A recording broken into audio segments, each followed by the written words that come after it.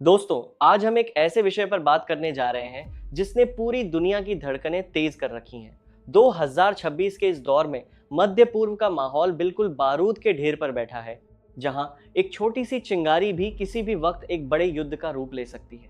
एक तरफ है इजराइल, जिसके पास दुनिया की सबसे उन्नत तकनीक और अचूक रक्षा प्रणालियां हैं, और दूसरी तरफ है ईरान, जिसकी विशाल सेना और प्रॉक्सी नेटवर्क ने पूरे इलाके की नींद उड़ा रखी है। कहते हैं ना, बिना आग के धुआं नहीं उठता। पिछले कुछ समय में जो मिसाइल हमले और गुप्त ऑपरेशंस हुए हैं, उन्होंने ये पूरी तरह साबित कर दिया है कि इन दोनों देशों की दुश्मनी अब अपने चरम पर है। लेकिन सबसे बड़ा सवाल यह है कि आज की तारीख में अगर एक पूर्ण और सीधा युद्ध छिड़ जाए तो असल में ताकतवर कौन है? किसके हथियार ज्यादा घातक हैं? क्या इजराइल का अत्याधुनिक रक्षा कवच जीतेगा या ईरान की विनाशकारी मिसाइलें? आज वेल्थ एंड वॉरफेयर हिंदी पर हम इसी बात का पूरा और निष्पक्ष विश्लेषण करेंगे, वो भी 2026 के बिल्कुल ताजा और जमीनी आंकड़ों के आधार पर। सबसे पहले बात करते हैं अर्थव्यवस्था और रक्षा बजट की, क्योंकि दोस्तों, युद्ध केवल जज्बातों से नहीं बल्कि हथियारों, तकनीक और रसद से लड़े जाते हैं। हमारी एक बहुत पुरानी और मशहूर कहावत है, बाप बड़ा ना भैया, सबसे बड़ा रुपया। 2026 के ग्लोबल फायर पावर इंडेक्स के अनुसार दोनों देशों के बीच कांटे की टक्कर है। कागजों पर दोनों लगभग बराबरी पर खड़े नजर आते हैं, लेकिन जब हम रक्षा बजट की गहराई में जाते हैं तो पूरा खेल बदल जाता है। इजराइल का सालाना रक्षा बजट लगभग 30 से 35 अरब डॉलर के पार है। वहीं ईरान का बजट कड़े अंतर्राष्ट्रीय प्रतिबंधों के कारण 15 अरब डॉलर के आसपास सिमट कर रह जाता है। इजराइल अपने पैसे को आधुनिक तकनीक, आर्टिफिशियल इंटेलिजेंस और सटीक मार करने वाले हथियारों में लगाता है। दूसरी ओर ईरान अपने सीमित बजट को स्वदेशी मिसाइल उत्पादन, ड्रोन्स और अपने समर्थक गुटों पर खर्च करता है। इजराइल के पास पैसा बहुत ज्यादा है, लेकिन ईरान ने कम बजट में भी ऐसी जानलेवा चीजें बना ली हैं जो आज इजराइल के अरबों डॉलर के रक्षा तंत्र को सीधी चुनौती दे रही है। अब जमीनी हकीकत यानी थल सेना और जनशक्ति की बात करते हैं। यहाँ पर लड़ाई सीधे तौर पर भारी संख्या बल बनाम उन्नत प्रशिक्षण की है। ईरान की कुल आबादी लगभग 8 करोड़ 80 लाख है और इनके पास 6 लाख से ज्यादा सक्रिय सैनिक है। अगर इनके रिजर्व बलों को भी मिला ले तो यह संख्या 10 लाख को आसानी से पार कर जाती है। इनके पास लगभग 2000 मुख्य युद्धक टैंक और हजारों बख्तरबंद गाड़ियां हैं। ईरान की सैन्य रणनीति बिल्कुल साफ है, बड़ी संख्या और एक साथ भारी गोलाबारी। दूसरी तरफ इजराइल की आबादी बहुत छोटी है। इनकी सक्रिय सेना लगभग 1,70,000 सैनिकों की है, लेकिन यहीं पर इजराइल का रिजर्व सिस्टम एक बहुत बड़ा गेम चेंजर साबित होता है। युद्ध की स्थिति में इजराइल की आबादी करना है, महज 48 घंटे के भीतर 4 से 5 लाख बेहद प्रशिक्षित सैनिकों को हथियारों के साथ मैदान में उतार सकता है। टैंकों की बात करें तो इजराइल के पास उनके विश्व प्रसिद्ध मरकावा टैंक है, जिन्हें दुनिया के सबसे सुरक्षित और मारक टैंकों में गिना जाता है। यह इजराइल पर यह कहावत बिल्कुल सटीक बैठती है, छोटा पैकेट बड़ा धमाका। इजराइल भले ही संख्या में कम है, लेकिन उनकी उच्च तकनीक और तेजी से सेना जुटाने की असाधारण क्षमता उन्हें जमीन पर एक अजेय शक्ति बनाती है। आधुनिक युद्ध कला का एक सीधा सा नियम है, जो आसमान पर राज करता है वही जमीन पर युद्ध जीतता है। और जब बात वायुसेना की आती है तो यहाँ पर स्पष्ट दबदबा केवल एक ही पक्ष का है। इजरायली वायुसेना मध्य पूर्व की निर्विवाद राजा है। इनके पास 600 से ज्यादा अत्यंत आधुनिक लड़ाकू विमान हैं, जिनमें F-15 ईगल, F-16 सूफा और दुनिया के सबसे खतरनाक F-35 अदीर स्टील्थ फाइटर्स शामिल हैं। ये विमान आसानी से दुश्मन के रडार को चकमा देकर गहरी घुसपैठ कर सकते हैं और अचूक निशाना लगा सकते हैं। वहीं दूसरी तरफ ईरान की वायुसेना काफी पुरानी और पिछड़ी हुई है। इनके पास लगभग 500 विमान हैं, जिनमें से ज्यादातर पुराने फैंटम और टॉमकैट हैं, जो 1970 के दशक की तकनीक पर आधारित है। हालांकि हाल ही में उन्होंने रूस से कुछ नए विमानों के सौदे किए हैं, लेकिन युद्ध की स्थिति में वो नाकाफी है। यहाँ ईरान की वायुसेना के लिए मैं यही कहूंगा, हाथी के दांत खाने की और दिखाने की और। कागजों पर संख्या भले ही ज्यादा दिखती हो, लेकिन उनमें 5वीं पीढ़ी के स्टील्थ क्षमता वाले आधुनिक विमान ना के बराबर है। हवाई दबदबा पूरी तरह से और एक तरफा इजराइल के पक्ष में झुका हुआ है, लेकिन इस युद्ध की असली कहानी और सबसे बड़ा खतरा तो मिसाइलों, ड्रोन्स और वायु रक्षा प्रणालियों में छिपा है। ईरान ये बात बहुत अच्छी तरह से जानता है कि वो हवा में इजराइल के उन्नत विमानों से सीधा मुकाबला नहीं जीत सकता। इसलिए पिछले 2 दशकों में उन्होंने अपना पूरा ध्यान बैलिस्टिक मिसाइलों और ड्रोन्स की एक विशाल फौज खड़ी करने पर केंद्रित कर दिया है। आज ईरान के पास पूरे मध्य पूर्व का सबसे बड़ा और सबसे घातक मिसाइल जखीरा है, जिसमें 3000 से ज्यादा बैलिस्टिक और क्रूज मिसाइलें शामिल हैं। उनकी नवीनतम हाइपरसोनिक मिसाइल फतह ने इजराइल ही नहीं पूरी दुनिया की चिंता बढ़ा दी है। इसके अलावा उनके शाहिद ड्रोन्स तो अब आधुनिक युद्ध का एक नया और भयानक चेहरा बन चुके हैं। ये ड्रोन्स बनाने में बेहद सस्ते हैं, लेकिन इनका वार अचूक और जानलेवा होता है।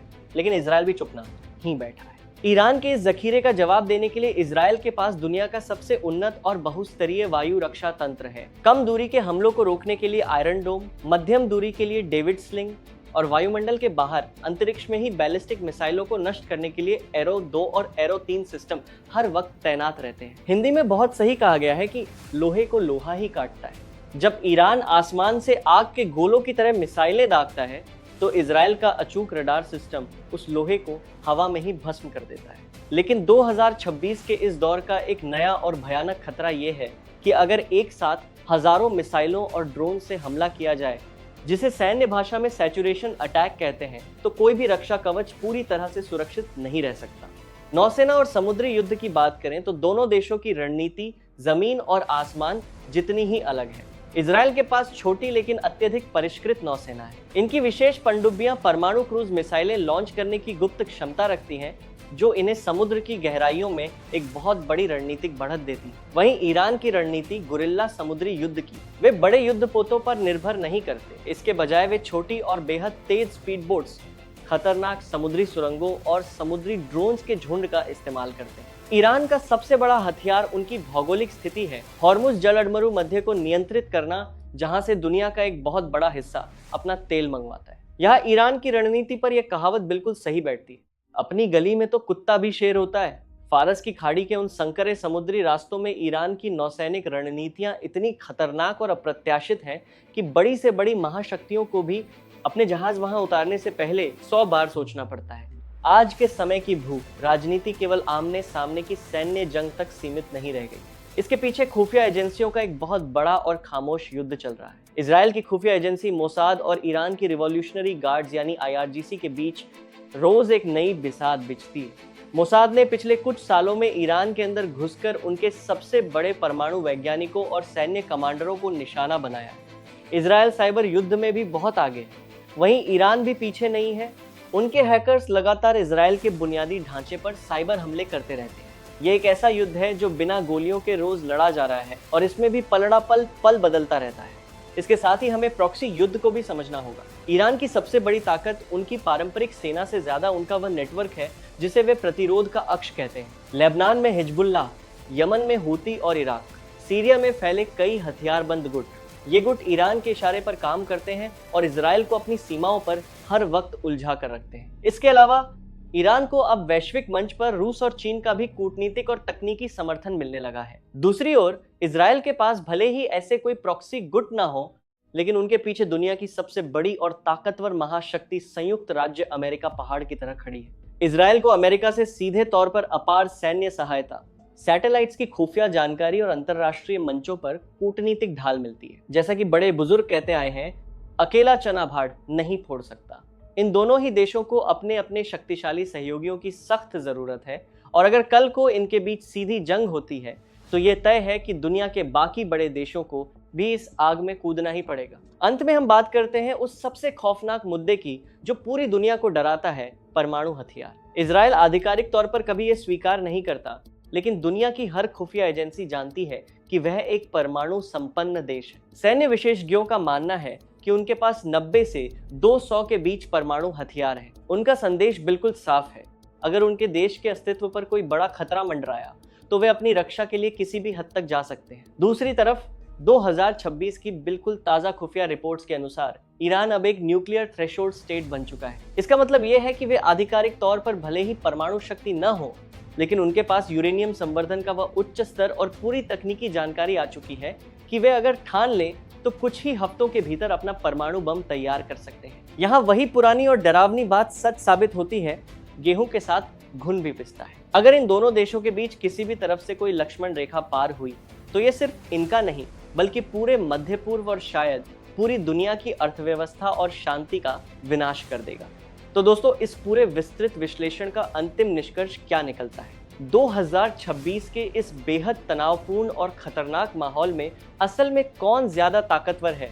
पूरी सच्चाई ये है कि इन दोनों देशों की ताकत एक दूसरे की सबसे बड़ी कमजोरी को सीधा निशाना बनाती है। अगर हम आधुनिक तकनीक, हवाई दबदबे, सटीक खुफिया जानकारी और पिन पॉइंट हमलों की बात करें तो इजराइल का पूरी दुनिया में कोई मुकाबला नहीं है।